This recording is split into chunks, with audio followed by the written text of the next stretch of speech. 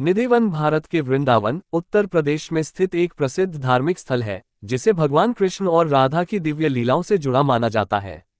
निधिवन से कई कहानियां और मान्यताएं जुड़ी हुई हैं, जिनमें से एक ये भी है कि यहाँ भगवान कृष्ण हर रात रासलीला करते हैं। निधिवन से जुड़ी एक बहुत प्रसिद्ध मान्यता यह है कि यहाँ सूर्यास्त के बाद कोई भी व्यक्ति नहीं रुक सकता। कहा जाता है कि जो भी यहाँ रात्रि में रुकता है, वह मानसिक संतुलन खो देता है या किसी रहस्यमय तरीके से उसकी मृत्यु हो जाती है। इस मान्यता से जुड़ी कई कहानियां प्रचलित हैं, लेकिन इनमें से एक कहानी विशेष रूप से सच्ची घटना के रूप में मानी जाती है। सच्ची कहानी यह है। कहा जाता है कि एक महिला ने निधिवन की मान्यताओं को चुनौती देने का निर्णय लिया। वह महिला भगवान कृष्ण की बड़ी भक्त थी और उसे इस बात पर विश्वास नहीं था कि निधिवन में रात के समय कुछ रहस्यमयी हो सकता है। उसने निधिवन में रात भर रुकने का साहस किया और इसके लिए वह वहां एक पेड़ के पीछे छुप गई।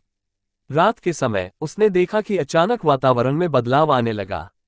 निधिवन की झाड़ियों और पेड़ों के बीच से संगीत की ध्वनियां सुनाई देने लगीं और उसने देखा कि वहां दिव्य प्रकाश फैल गया। इसके बाद उसने भगवान कृष्ण और राधा के रासलीला का दृश्य देखा, लेकिन वह ये दृश्य देखते ही बेहोश हो गई।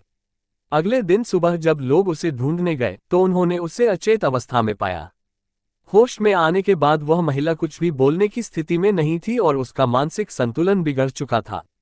माना जाता है कि इसके बाद से वह कभी ठीक नहीं हो पाए। इस घटना के बाद से निधिवन की रात की दिव्यता को और भी गंभीरता से लिया जाने लगा।